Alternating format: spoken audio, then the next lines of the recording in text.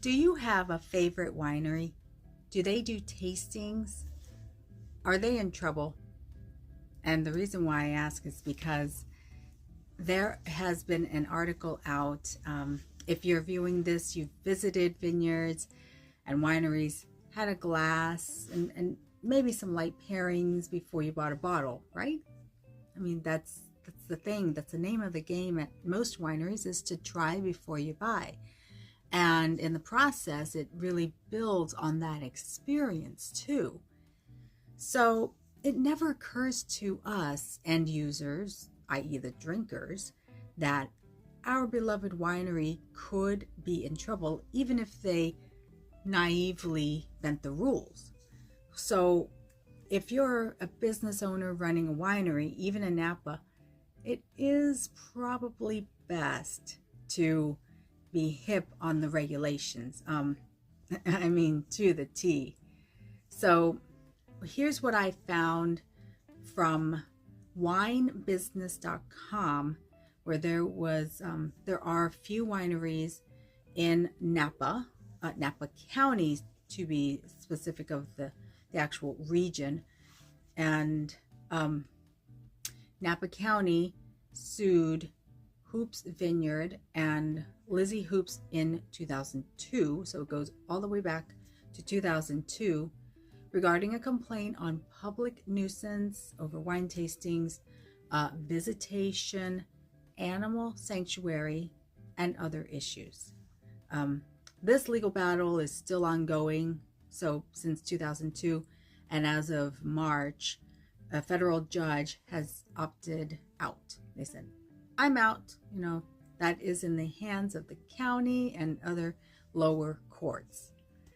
Yikes. So, and I should also mention that Hoops Vineyard and two other family-owned Napa wineries, Smith Cadrone and Cook's Flat Associates and Summit Lake Vineyards and Winery LLC, in September of 2024, sued Napa County in federal court, alleging that the county rules were vague, unclear, and arbitrary.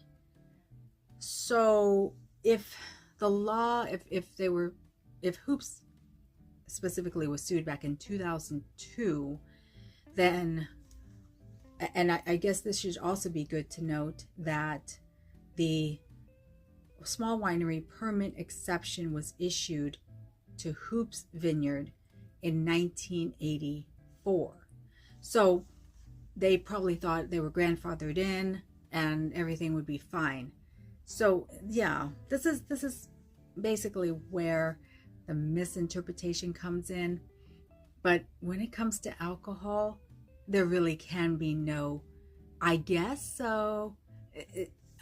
To be honest, I mean, if Napa County has that rule, Napa County has that rule. And in my experience with alcohol laws, regs are super tricky.